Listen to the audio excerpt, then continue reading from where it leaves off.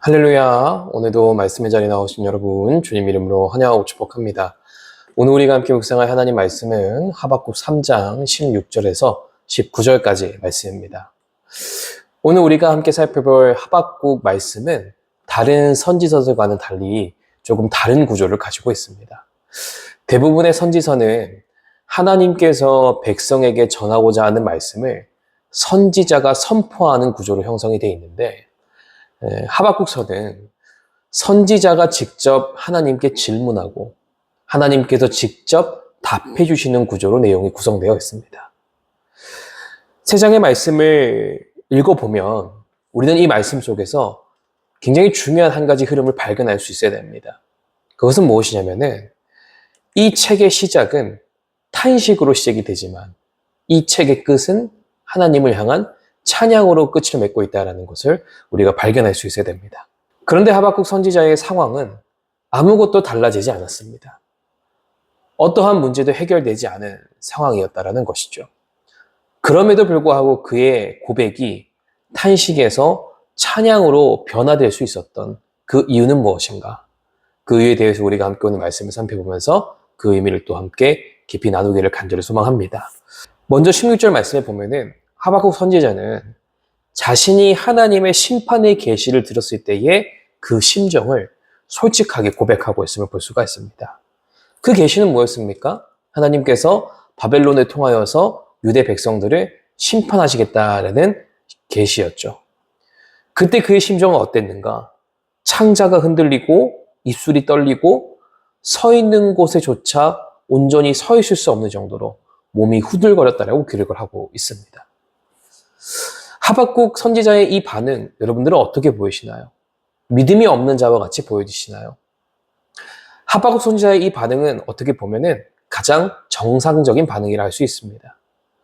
하나님의 그 말씀 앞에 섰을 때에 우리가 보일 수 있는 가장 자연스러운 모습 중에 하나가 바로 이러한 모습이지 않을까 생각이 듭니다. 오히려 하나님 말씀 앞에 섰을 때에 전혀 두려워하지 않고 아무런 감각도 느끼지 못한다는 것만큼 더 큰 재앙이 어디 있을까요? 이어지는 17절에서는 자신이 마주하게 될 상황에 대해서 좀 더 구체적으로 기록하고 있습니다. 비록 무화과 나무가 무성하지 못하며 포도나무에 열매가 없으며 감람나무에 소출이 없으며 밭에 먹을 것이 없으며 우리의 양이 없으며 외양간에 소가 없을지라도 라고 기록하고 있습니다. 이것은 단순히 흉년을 이야기하고 있는 게 아닙니다. 여기서 제시되고 있는 이 모든 것들은 사실 그 시대 사람들의 생계 전체를 이야기하는 겁니다. 그 모든 것이 무너지는, 삶의 기반 자체가 완전히 무너지는 상황이 오게 될 것을 그는 이야기하고 있는 것이죠. 이러한 현실이 내 앞에 찾아온다고 했을 때 여러분 두려워하지 않을 자가 누가 있겠으며 탄식하지 않을 자가 누가 있겠습니까? 그런데 여러분 이어지는 18절에 보면은 이러한 현실을 고백했던 하박국 선지자의 고백이 갑자기 새로운 고백으로 전환되고 있음을 우리가 볼 수가 있습니다. 18절 말씀, 나는 여호와로 말미암아 즐거워하며 나의 구원의 하나님으로 말미암아 기뻐하리로다 라고 기록하고 있습니다. 양떼가 돌아온 것도 아니고 무화과 나무가 다시 과실을 맺은 것도 아니고 포도나무에 열매가 생겨진 것도 아니고 소가 다시 돌아온 것도 아님에도 불구하고 하박국 선지자는 무엇을 고백하고 있습니까? 나는 즐거워하며 기뻐하겠다라고 선언하고 있다는 것이에요. 그의 고백이 이렇게 전환될 수 있었던 그 이유는 무엇일까요? 그것은 바로 하박국 선지자는 이 모든 상황 속에서 우리를 구원해 주실 하나님을 바라보았고 또 그 하나님을 신뢰했기 때문이라는 겁니다. 변하지 않는 상황 속에서 변하지 않는 현실을 바라보면서 걱정과 불안을 붙잡고 있는 것이 아니라 모든 상황 속에서 나를 구원하실 하나님을 바라보며 또 이 모든 것을 이기게 하실 하나님의 구원의 은혜를 바라보며 기뻐하고 즐거워하고 찬양하기를 선택하고 있다는 것이죠. 우리의 삶에도 때로는 해결되지 않는 문제, 계속해서 나를 짓누르는 삶의 문제가 찾아올 때가 있습니다. 그럴 때 여러분 우리가 기억해야 될 것은 무엇이냐면 변하지 않는 현실이 계속해서 변하기를 기다리기보다 나를 계속 짓누르는 것이 사라지기를 기다리기보다는 하박국 선지자와 같이 그 문제 속에서도 나를 구원하시고 나를 지켜주실 하나님을 바라보면서 오늘도 기뻐하기를 결단하는 우리가 될 수 있어야 된다는 것을 기억할 수 있기를 간절히 소망합니다.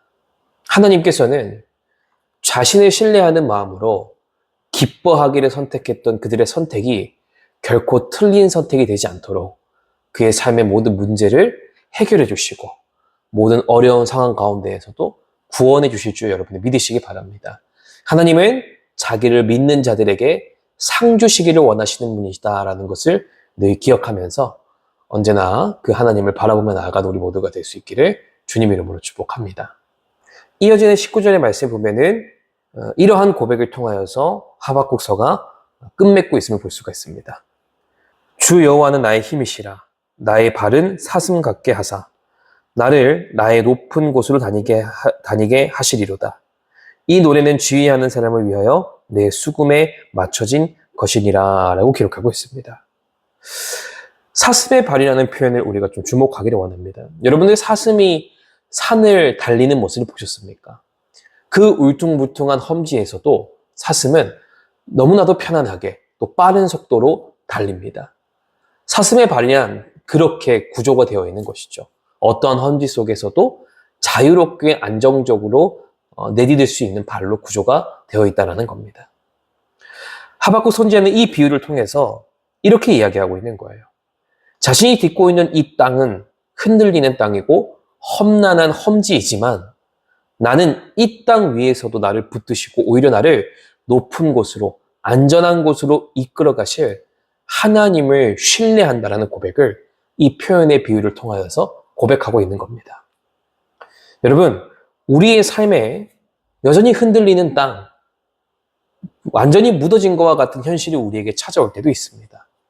그럴 때 우리가 가장 먼저 기억해야 되고 또 붙들어야 되는 것은 무엇이냐면은 그 험난한 땅, 모든 것이 무너진 것과 같은 현실 속에서도 내 발 가운데 그 험지를 딛고 일어설 수 있도록 사슴의 발과 같이 새 힘을 주실 우리 주님을 의지할 수 있어야 된다는 것을 기억하시기 바랍니다. 주님은 우리의 발을 사슴의 발과 같이 하셔서 우리를 더 높은 곳으로, 더 안전한 곳으로 인도해 주실 분이시다라는 것을 늘 기억하면서 어떠한 역경과 고난과 고통의 시간 가운데에서도 우리를 지켜주실 주님을 바라보며 그것에 우리의 모든 것을 내어드리며 나아가는 저와 여러분이 될 수 있기를 주님 이름으로 축복합니다.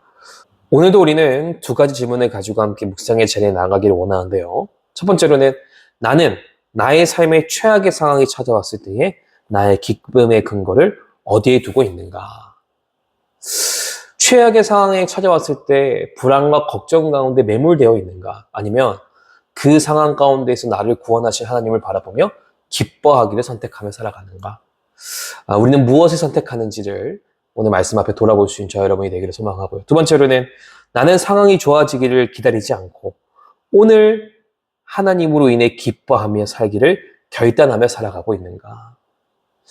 상황이 바뀌어서 기뻐하기를 선택하는 것이 아닌 오늘도 나와 함께 하실 하나님을 신뢰하는 마음으로 기뻐하고 즐거워하기를 선택하며 살아가고 있는가? 이 두 가지 질문 앞에 우리를 진실하게 돌아보기를 소망하고요.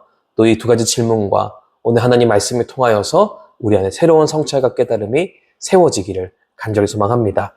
하나님은 우리의 발을 사슴과 같이 하셔서 우리를 더 높은 곳으로 이끌어 주시는 주님이심을 늘 기억하며 살아가는 저와 여러분 될 수 있기를 간절히 소망합니다.